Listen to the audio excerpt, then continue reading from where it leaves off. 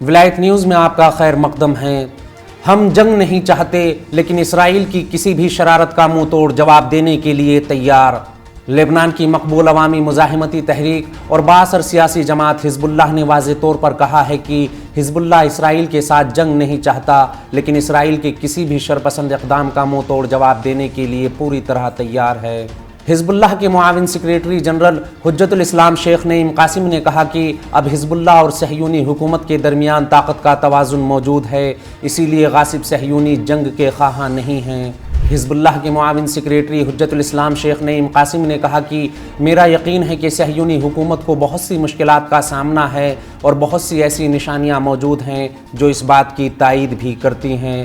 اس کے علاوہ مزاحمت کے محور کی طاقت اور مزاحمتی جماعتوں کا دائرہ بڑھتا جا رہا ہے، مزاحمتی گروہ مضبوط ہو گئے ہیں اور یہ صہیونی حکومت کے زوال اور تباہی کی مثبت علامتیں ہیں۔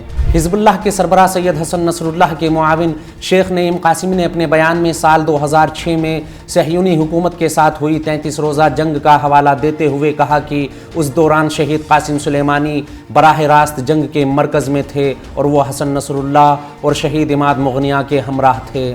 شیخ نعیم قاسم نے کہا کہ شہید سلیمانی 33 روزہ جنگ میں صرف 2 دن کے لیے میدان سے دور رہے، وہ بھی آیت اللہ خامنئی کو ایک رپورٹ سونپنے اور مزاحمتی تحریک کے لیے مالی اور دیگر امداد جمع کرنے کی خاطر لبنان سے باہر گئے تھے۔ اس خبر میں فی الحال اتنا ہی۔ قومی، بین الاقوامی اور عالم اسلام کی اہم خبروں سے باخبر رہنے کے لیے ولایت نیوز سے جڑے رہیے۔